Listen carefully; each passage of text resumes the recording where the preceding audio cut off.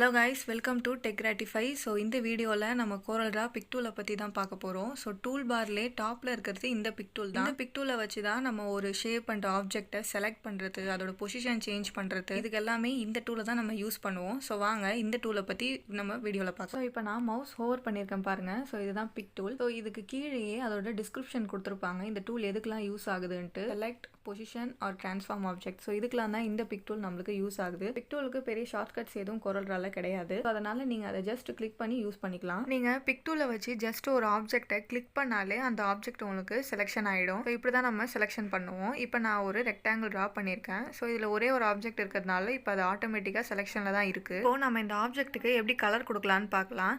நீங்கள் எந்த ஆப்ஜெக்ட்டுக்கு கலர் கொடுக்கணுமோ அதை செலக்ட் பண்ணிவிட்டு ரைட் ஹேண்ட் சைடில் நம்மளுக்கு கலர் பேலட் இருக்கும். அதில் ஜஸ்ட் நீங்கள் ஒரு கிளிக் பண்ணாலே அந்த ஆப்ஜெக்ட்டுக்கு நீங்கள் கிளிக் பண்ண கலர் டேரெக்டாக அப்ளை ஆகிடும். ஸோ உங்களுக்கு எந்த கலர் வேணுமோ அந்த கலரை நீங்கள் கிளிக் பண்ணாலே போதும். ஸோ இப்போது கலர் எப்படி அப்ளை பண்ணுறதுன்னு பார்த்தாச்சு. ஸோ நீங்கள் கோரல் ட்ரால எந்த ஷேப் ட்ரா பண்ணாலும் அதுக்கு ஸ்ட்ரோக் அப்படின்னு ஒன்று இருக்கும். ஸ்ட்ரோக் அப்படின்னா அந்த ஷேப்புக்கான ஒரு அவுட்லைன். ஸோ இப்போ நாங்கள் ஜூம் பண்ணியிருக்கோம் பாருங்கள், இல்லை பிளாக் கலர் அவுட்லைன் இருக்குது இந்த ஷேப்புக்கு. ஸோ எல்லா ஆப்ஜெக்ட்ஸ்க்குமே இந்த மாதிரி அவுட்லைன் டிஃபால்ட்டாகவே இருக்கும். உங்களுக்கு இந்த அவுட்லைன் வேணாம், இல்லை வேறு கலர் சேஞ்ச் பண்ணோம் அப்படின்னா அதுக்குமே நம்ம இந்த கலர் பேலட் தான் யூஸ் பண்ணுவோம். ஸோ இந்த கலர் பேலட்டில் டாப்பில் பார்த்தீங்கன்னா ஒரு ஒயிட் கலர் பாக்ஸ் இருக்கும், அதில் ரெட் கலர் ஸ்லாஷ் இருக்கும். ஸோ இந்த பாக்ஸை நீங்கள் கிளிக் பண்ணீங்க அப்படின்னா உங்களுக்கு அந்த அவுட்லைன் வந்து ஆஃப் ஆகிடும். இல்லை எனக்கு அவுட்லைன் வேறு கலரில் வேணும் அப்படின்னா நீங்கள் எந்த கலர் வேணுமோ அதில் ஜஸ்ட் ரைட் கிளிக் பண்ணிங்கன்னா உங்களுக்கு அவுட்லைன் கலர் வந்துடும். லெஃப்ட் கிளிக் பண்ணிங்கன்னா உங்களுக்கு அந்த ஆப்ஜெக்டில் கலர் ஃபில் ஆகும். பட் ரைட் கிளிக் பண்ணிங்கன்னா உங்களுக்கு அந்த ஆப்ஜெக்டோட அவுட்லைன் கலர் ஃபில் ஆகும். இப்போ நான் அவுட்லைன் எல்லோ கலர் கொடுத்துருக்கேன், எனக்கு எல்லோ கலர் இப்போ சேஞ்ச் ஆகுது. இப்போ அதே மாதிரி நான் ப்ளூ கலர் கொடுக்குறேன், எனக்கு ப்ளூ கலர் சேஞ்ச் ஆயிருக்கு. பட் ஆனால் அவுட்லைன் எனக்கு கிளியராக இல்லை. ஸோ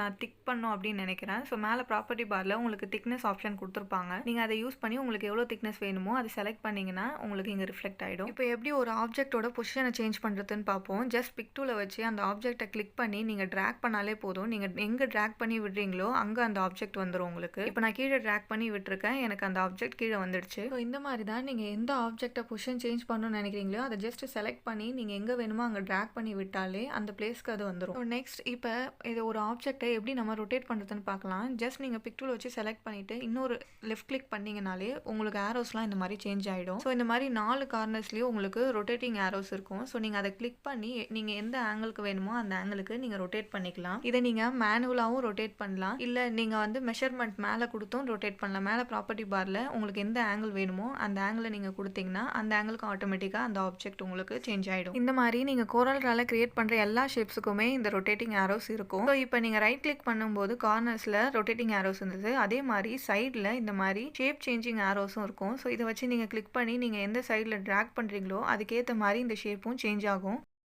நீங்கள் எந்த ஷேப் எடுத்தாலுமே எப்படி இந்த rotating arrows and shape changing arrows இருக்கோ அதே மாதிரி எல்லா ஷேப்ஸுக்குமே இந்த சென்ட்ரல் பாயிண்ட்டுன்னு ஒன்று இருக்கும். ஸோ இந்த சென்ட்ரல் பாயிண்ட் வச்சு தான் அதுக்கேற்ற மாதிரி தான் இந்த ஷேப் வந்து ரொட்டேட் ஆகும். நான் மவுஸ் ஹோவர் பண்ணியிருக்கேன் பாருங்கள், இதுதான் வந்து சென்ட்ரல் பாயிண்ட். இந்த ரெக்டாங்கிளுக்கு இதுதான் சென்ட்ரல் பாயிண்ட். இப்போ நான் ரொட்டேட் பண்ணேன்னா அதை சென்ட்ரல் பாயிண்ட்டாக வச்சு தான் இந்த ஆப்ஜெக்டே ரொட்டேட் ஆகும். இதே நான் இந்த பாயிண்ட்டை இப்போ வேற எங்கேயோ எடுத்து வைக்கிறேன், இப்போ நான் ரொட்டேட் பண்ணேன்னா அந்த பாயிண்ட்டுக்கு ஏற்ற மாதிரி தான் இந்த ரெக்டாங்கிள் ரொட்டேட் ஆகும். ஸோ இந்த சென்ட்ரல் பாயிண்ட்டை பற்றி கண்டிப்பாக நம்மளுக்கு தெரிஞ்சிருக்கணும், ஏன்னா நம்ம பெரிய டிசைன்ஸ்லாம் பண்ணும்போது இது ரொம்பவே யூஸ்ஃபுல்லாக இருக்கும். அடுத்து நம்ம எப்படி ஒரு ஆப்ஜெக்டை நம்ம டூப்ளிகேட் பண்ணுறதுன்னு பார்ப்போம். ஸோ இந்த பிக் டூலை வச்சே நம்ம ஒரு ஆப்ஜெக்டை டூப்ளிகேட் பண்ணலாம். இப்போ நான் ஒரு ரெக்டாங்கிள் எடுத்திருக்கேன். ஸோ இதே ரெக்டாங்கிள் நான் டூப்ளிகேட் பண்ண போகிறேன். ஜஸ்ட் நீங்கள் ட்ராக் பண்ணி ரைட் கிளிக் பண்ணாலே உங்களுக்கு அது டூப்ளிகேட் ஆகிடும். உங்களுக்கு எங்கே வேணுமோ நீங்கள் அங்கே ட்ராக் பண்ணி ரைட் கிளிக் பண்ணிங்கன்னா அந்த ஆப்ஜெக்ட் உங்களுக்கு அப்படியே டூப்ளிகேட் ஆகிடும். இப்போ பாருங்கள், நான் கீழே ட்ராக் பண்ணி ரைட் கிளிக் பண்ணியிருக்கேன், எனக்கு அப்படியே அந்த மேலே இருக்கிற ரெக்டாங்கிள் கீழே டூப்ளிகேட் ஆகிடுச்சு. இப்போ நீங்கள் டூப்ளிகேட் பண்ணும்போது மேலே இருக்கிற ஆப்ஜெக்ட் அப்படியே ஸ்ட்ரைட்டாக கீழே எனக்கு டூப்ளிகேட் ஆகணும் அப்படின்னு நினச்சி நீங்கள் பண்ணுவீங்க. பட் மேனுவலாக பண்ணும்போது சம்டைம்ஸ் நீங்கள் மவுஸை கிராஸ் பண்ணும்போது உங்களுக்கு ஸ்ட்ரைட்டாக வராது. ஸோ நீங்கள் ஜஸ்ட் கண்ட்ரோல் கீயை ப்ரெஸ் பண்ணிக்கிட்டே நீங்கள் ட்ராக் பண்ணி ரைட் கிளிக் பண்ணும்போது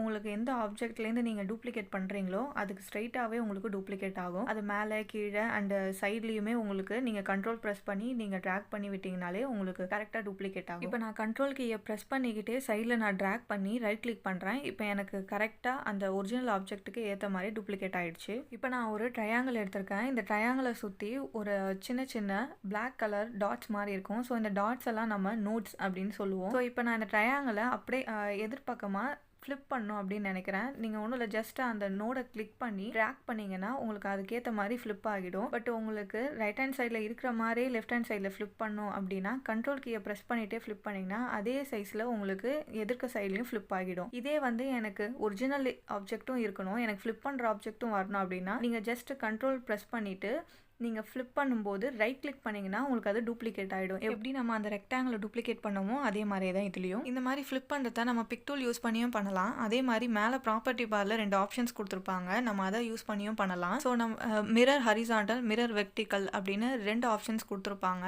ஸோ மிரர் ஹரிசாண்டல் அப்படின்னா உங்களுக்கு சைடில் வந்து மிரர் ஆகும், அண்ட் மிரர் வெர்டிக்கல் அப்படின்னா மேலே கீழே அந்த மாதிரி உங்களுக்கு மிரர் ஆகும். இப்போ நான் மிரர் ஹரிசாண்டல் கொடுத்துருக்கேன், எனக்கு சைடில் வந்து ஃப்ளிப் ஆகுது. இப்போ மிரர் வெர்டிக்கல் அப்படின்னு கொடுத்தனா டாப் அண்ட் பாட்டம்ல எனக்கு ஃப்ளிப் ஆகும். ஸோ இதை தான் நம்ம மிரர் ஆப்ஷன்ஸ்னு சொல்லுவோம். ஸோ இப்போ பிக் டூலை பற்றி நம்ம பார்த்தாச்சு. மேஜராக நம்ம கோரல் ட்ரா ஒர்க் பண்ணும்போது இந்த ஒர்க்ஸ்லாம் தான் நம்ம பிக் டூலை வச்சு பண்ணுவோம். இப்போது கோரல் ட்ராவில் நீங்கள் எந்த டூல்ஸ் எடுத்தாலுமே அதுக்கு சில சப் டூல்ஸ்னு இருக்கும். இப்போ ஒரு டூல்லையும் நீங்கள் பார்த்தீங்கன்னா அதோட ரைட் சைட் கார்னர் கீழே பாட்டமில் ஒரு சின்ன ஐகான் மாதிரி இருக்கும். நீங்கள் அதை கிளிக் பண்ணீங்க அப்படின்னா அதோட சப் டூல்ஸ் எல்லாமே வரும். ஸோ பிக் டூலுக்கு 2 sub tool, free hand pick and free transform tool அப்படின்னு 2 டூல் இருக்குது. ஸோ அடுத்தடுத்து இந்த டூலையும் நம்ம பார்ப்போம். இப்போ ஃப்ரீ ஹேண்ட் பிக்கை பற்றி பார்ப்போம். இப்போ நான் மல்டிபிள் ஆப்ஜெக்ட்ஸை நான் கிரியேட் பண்ணி வச்சுருக்கேன். இப்போ இதுலேருந்து நான் ஒரு ட்ரையாங்கிள் செலக்ட் பண்ணோம் அப்படின்னா நான் பிக் டூலை வச்சு ஜஸ்ட் கிளிக் பண்ணாலே என்னால் செலக்ட் பண்ண முடியும். நீங்கள் ட்ரா பண்ணி செலக்ட் பண்ணுற மாதிரி இருக்கும். இப்போ உங்களுக்கு எந்த ஆப்ஜெக்ட் செலக்ட் ஆகணுமோ அதை சுற்றி நீங்கள் ட்ரா பண்ணணும். அது ஃபுல்லாக அந்த ட்ராயிங்குள்ளார வந்துருச்சு அப்படின்னா உங்களுக்கு அது ஆட்டோமேட்டிக்காக செலக்ட் ஆகிடும். இப்போ இங்கே ஜஸ்ட் ஒரு 2-3 ஆப்ஜெக்ட்ஸ் இருக்கிறதுனால நம்ம பிக் டூலே யூஸ் பண்ணிக்கலாம். சப்போஸ் வந்து